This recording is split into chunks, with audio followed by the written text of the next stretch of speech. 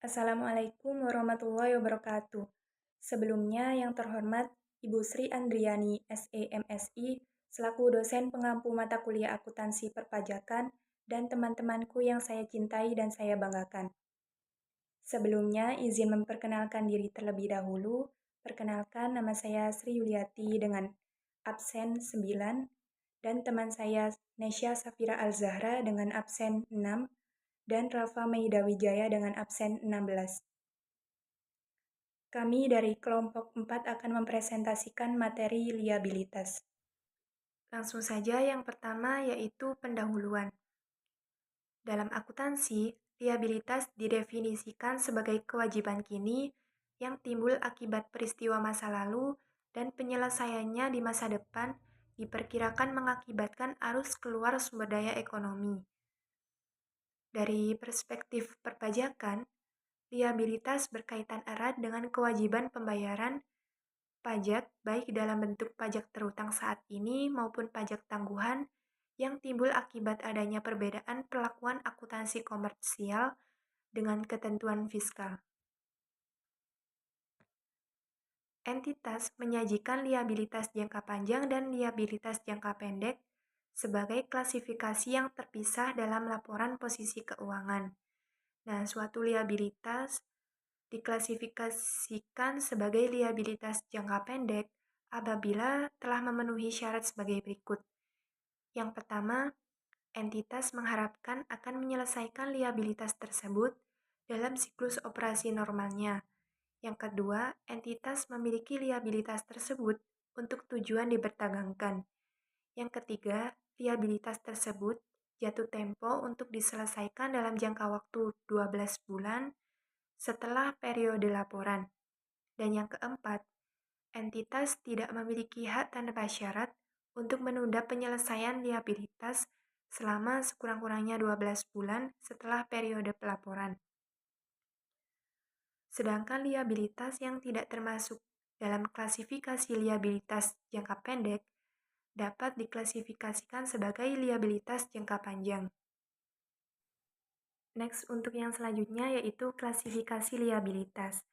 Nah, dalam klasifikasi liabilitas ini dapat digolongkan menjadi dua, yaitu liabilitas jangka panjang dan liabilitas jangka pendek yang persyaratannya sebagaimana telah disebutkan sebelumnya. Nah, apabila sebuah perusahaan memiliki siklus usaha berjangka waktu lebih dari 1 tahun, maka semua liabilitas yang akan jatuh tempo dalam satu siklus usaha tersebut dianggap sebagai liabilitas lancar. Demikian pula sebaliknya. Namun, liabilitas dapat pula ditinjau dari sudut nilai, yaitu yang pertama, jumlahnya telah pasti atau jumlahnya merupakan taksiran. Pada umumnya, utang perusahaan tergolong pada kelompok ini, karena jumlah serta statusnya telah ditetapkan dalam sebuah perjanjian. Contohnya seperti utang dagang, wesel bayar, dan lain sebagainya. Untuk yang kedua, status liabilitasnya itu telah pasti, tetapi kepastian yang menimbulkan liabilitas itu sangat bergantung pada peristiwa masa mendatang. Jadi, liabilitas yang timbul itu masih bergantung pada peristiwa masa mendatang, tetapi liabilitas tersebut benar-benar harus dibayar sebagian atau seluruhnya. Nah, sebagai contoh, perusahaan dituntut di pengadilan untuk membayar ganti rugi yang sangat bergantung pada putusan pengadilan nanti. Nah, liabilitas ini itu dapat dikategorikan sebagai liabilitas bersyarat atau liabilitas kontingen.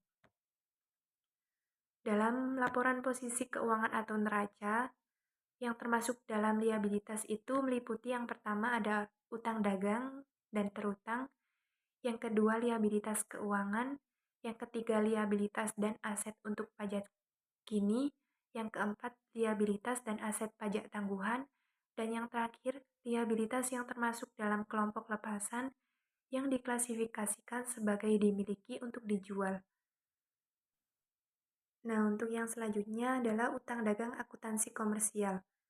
Nah, utang dagang ini diklasifikasikan dalam liabilitas lancar.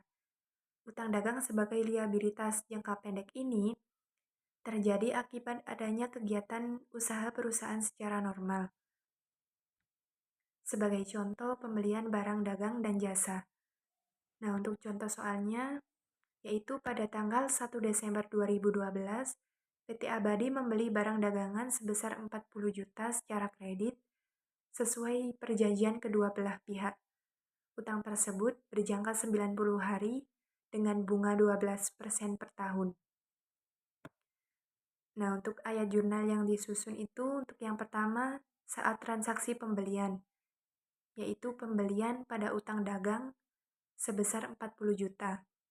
Untuk jurnal yang kedua yaitu saat pelunasan sebagian liabilitas, yaitu utang dagang pada kas dan bank sebesar 10 juta. Selanjutnya akan dijelaskan oleh teman saya. Kali ini saya akan menjelaskan tentang utang dagang dengan jaminan. Nah, apa sih itu utang dagang dengan jaminan? Nah, utang dagang dengan jaminan itu adalah penghasilan dan biaya yang dipertemukan pada periode penjualan. Nah, pada periode penjualan itu utang dagang dan jaminan akan dicatat. Apabila terjadi perbaikan ataupun pengembalian utang, maka utang itu akan dikurangi. Nah, gambarannya kurang lebih seperti ini. Saya akan memberikan contoh ya. Nah, contoh pertama yaitu selama bulan Juni 2025, PT Antek Asing menjual produknya seharga 600 juta rupiah dengan garansi selama 36 bulan. Nah, apabila kemungkinan adanya perbaikan, diasumsikan rata-rata per bulan sebesar 5% dari harga jual untuk perbaikan. Buatlah jurnalnya. Nah, mari kita analisis jurnal yang akan dibuat. Pertama, ketika mencatat timbulnya utang jaminan. Pada sisi debit ada biaya utang jaminan dan sisi kredit ada utang jaminan yang masih harus dibayar sebesar 30 juta rupiah dari 5% atas nilai harga jual yaitu sebenarnya 600 juta. Nah, kenapa ada biaya utang jaminan? Karena di sini dianggap bahwa biaya muncul akibat utang yang belum kita bayarkan atau utang jaminan yang harus kita lakukan, yang masih harus dibayar atau yang harus kita kerjakan atau kita wajibi.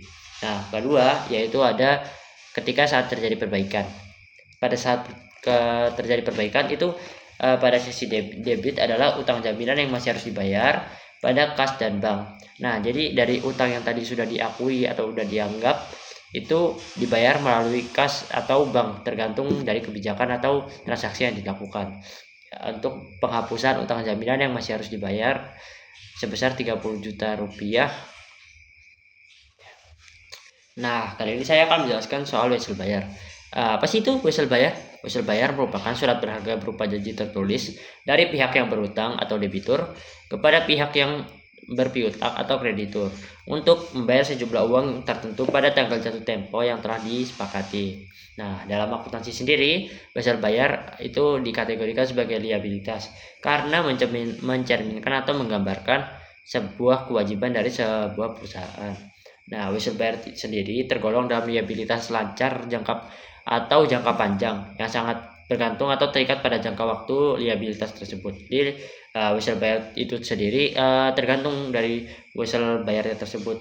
Tapi dia kemungkinan maksudnya dalam liabilitas lancar atau liabilitas jangka panjang karena sangat bergantung pada jangka waktu dari liabilitas tersebut. Nah, kali ini saya akan memberikan satu contoh yaitu pada tanggal 3 Desember 2025, PT Antek Asing menarik wesel tak berbunga berjangka waktu 60 hari sejumlah 100 juta rupiah.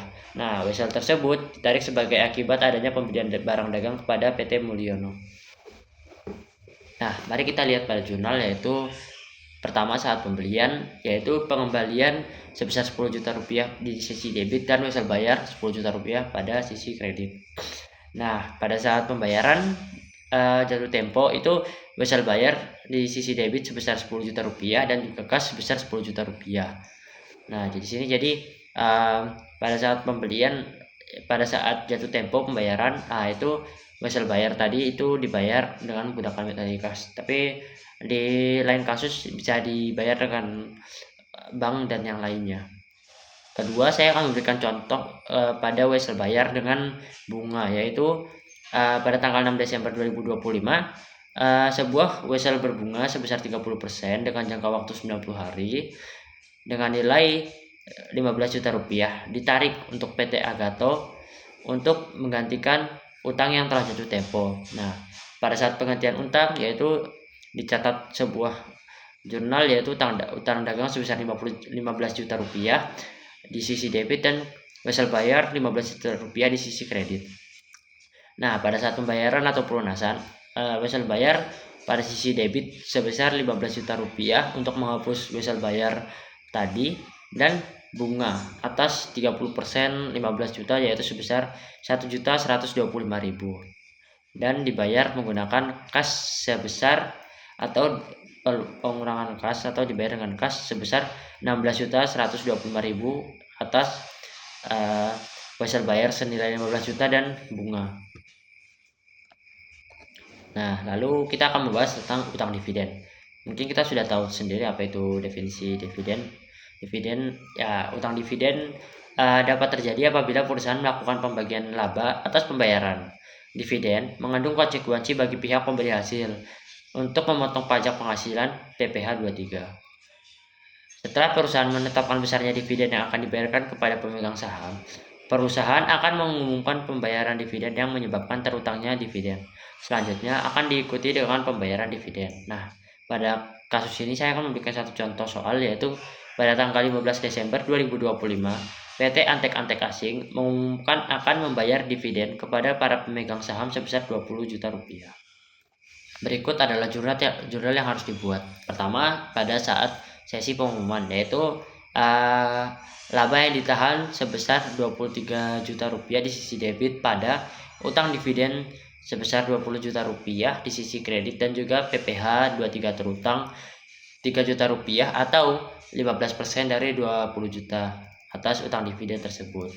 Nah, kedua, pada saat pembayaran dividen, utang dividen sebesar 20 juta rupiah di sisi debit pada kas ataupun bank pada sisi kredit sebesar 20 juta rupiah. Nah, dan pada saat penyetoran PPh pasal 23 yaitu PPh pasal 23 terutang sebesar 3 juta rupiah atau 15% dari 20 juta rupiah tadi pada kas ataupun bank sebesar 3 juta rupiah di sisi kredit. Jadi pada saat pembayaran itu dipisah menjadi dua, yaitu pada saat pembayaran utang dividen dan juga pada saat pembayaran utang dividen atau PPh dari utang dividen tersebut yaitu sebesar 15% atas 22 juta. Terima kasih.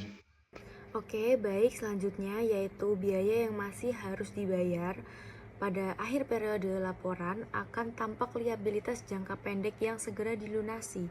Dalam hal beban, seperti umumnya dialokasikan ke dalam akun biaya yang mana harus dibayar, akan menggambarkan liabilitas yang harus dipenuhi tetapi masih tertunda. Sebagai contoh, biaya gaji atau honorarium yang masih harus dibayar. Berikut contoh soalnya. Perusahaan ABC membayar gaji setiap tanggal 5 setiap bulannya. Gaji bulanan adalah 20 juta rupiah. Periode akuntansi berakhir pada tanggal 31 Desember, sedangkan pembayaran gaji berikutnya adalah tanggal 5 Januari. Berapa jurnal penyesuaian untuk mencatat gaji yang masih harus dibayar untuk akhir Desember? Jadi jurnal penyesuaian pada tanggal 31 Desember yaitu beban gaji sebesar 20 juta di debit, lalu utang gaji sebesar 20 juta di kredit. Selanjutnya yaitu utang pajak. Demikian halnya dengan utang pajak, menunjukkan liabilitas perpajakan yang belum dilunasi pada posisi akhir periode laporan.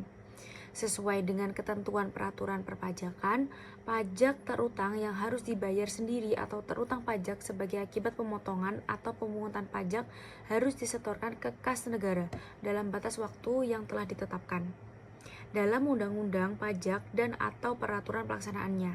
Bisa utang PPh atau penghasilan, PPN, PPh 21 dan PPh 23 dan sebagainya.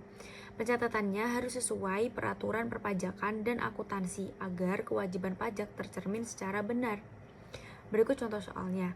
PT Maju Mandiri pada bulan Desember memperoleh penghasilan kena pajak dan harus memotong PPh pasal 21 karyawan sejumlah 5 juta rupiah.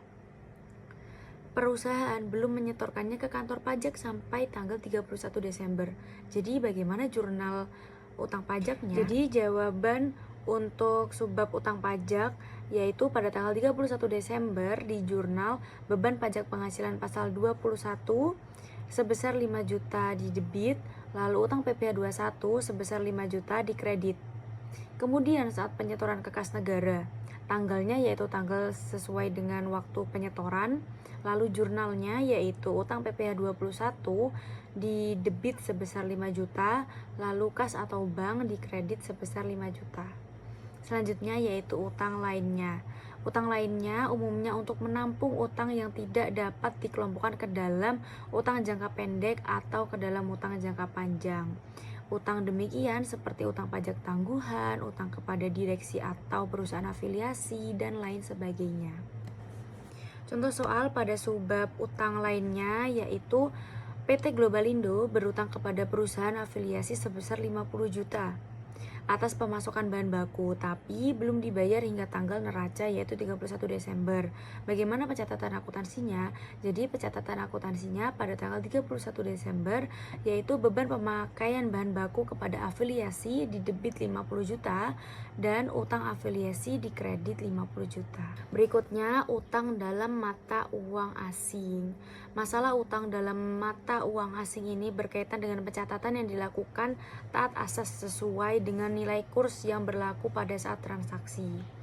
Besarnya utang dalam mata uang asing dibukukan ke dalam uang rupiah dengan menggunakan nilai kurs akan menimbulkan selisih nilai kurs yang dihitung ke dalam laba rugi pada saat pelunasan. Ketentuan pajak mengatur masalah pencatatan tersebut berkenaan dengan akuntansi mata uang asing. Di sini ada contoh soalnya juga. Contoh soalnya yaitu PT Eksportindo membeli barang dari luar negeri senilai 10.000 US dollar pada tanggal 1 Desember dengan kurs 15.000 per US dollar. Utang ini dibayarkan pada 30 Desember saat kurs menjadi 15.500 per US dollar. Hitung jurnal pencatatan awal dan selisih kurs pada pelunasan. Jadi jawabannya pada saat pembelian, tepatnya pada tanggal 1 Desember, jurnalnya yaitu persediaan barang sebesar 150 juta di debit. Ini didapatkan dari 10.000 dikali 15.000. Kenapa? Karena pada tanggal 1 Desember nilai kursnya yaitu masih 15.000 per US dollar. Lalu utang luar negeri di kredit sebesar 150 juta. Selanjutnya pada saat pelunasan, tepatnya pada tanggal 30 Desember, jurnalnya yaitu utang luar negeri di debit 150 juta. Lalu selisih kurs atau beban di debit sebesar 5 juta yang didapat dari 10.000 dikali 500. 500 dapat dari 15.500 dikurangi 15.000 karena pada tanggal 30 Desember terjadi kenaikan nilai kurs menjadi 15.500 per US dollar. Lalu kas atau banknya dikredit sebesar 155 juta seperti itu. Oke, baik, selanjutnya yaitu utang bunga pinjaman. Bunga pinjaman yang terutang sebagai liabilitas yang harus dilunasi. Hanya pelunasannya atau pembayarannya mungkin dapat tertunda. Beban bunga pinjaman dapat dibebankan atau sebagai pengurang dalam menetapkan penghasilan kena pajak. Bunga yang diterima atau diperoleh adalah penghasilan yang merupakan objek pajak penghasilan sebagaimana diatur dalam pasal 23 ayat 1 huruf A angka 2, yaitu dikenakan pajak penghasilan pasal 23 atas penghasilan. Lalu sebagaimana dimaksud dalam pasal 4 ayat 1 huruf F Undang-Undang Pajak Penghasilan, di mana bunga termasuk premium, diskonto, dan imbalan karena jaminan pengembalian hutang. Di sini juga ada contoh soalnya. Contoh soalnya yaitu sebagai berikut. PT Sejahtera meminjamkan sejumlah 100 juta rupiah dengan bunga 12% per tahun. Periode pelaporan 31 Desember. Pinjaman diberikan tanggal 1 Oktober. Bunga dibayar setiap 3 bulan sekali. Berapa beban bunga dan utang bunga yang harus dicatat pada tanggal 31 Desember? Jadi pencatatannya pada tanggal 31 Desember yaitu jurnalnya beban bunga di debit 3 juta. Sebelumnya perhitungannya ini 3 juta didapatkan dari waktu dari 1 Oktober sampai 31 Desember itu kan 3 bulan. Nah, bunga yaitu 100 juta rupiah dikali 12% dikali 3 per 12 sama dengan didapatkan hasilnya 3 juta rupiah. Jadi jurnalnya yaitu beban bunga di debit 3 juta dan utang bunga pinjaman di kredit 3 juta.